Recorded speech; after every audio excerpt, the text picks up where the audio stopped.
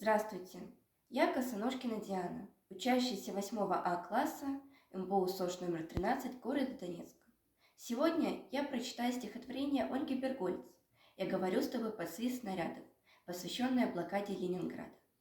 Я говорю с тобой под свист снарядов, угрюмым заревом озарена. Я говорю с тобой из Ленинграда, страна моя, печальная страна. Кронштадтский злой, неукротимый ветер в мое лицо закинутое бьет. В бомбоубежищах уснули дети, ночная стража стала у ворот. Над Ленинградом смертная угроза, бессонной ночи, тяжек день любой, но мы забыли, что такое слезы, что называлось страхом и мольбой.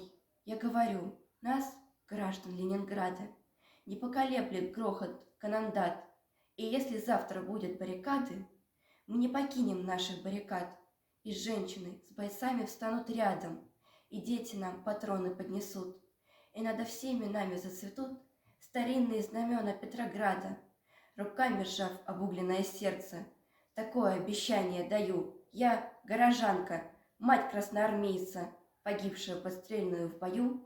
Мы будем драться с беззаветной силой, мы одолеем бешеных зверей. Мы победим, клянусь тебе, Россия, от имени российских матерей.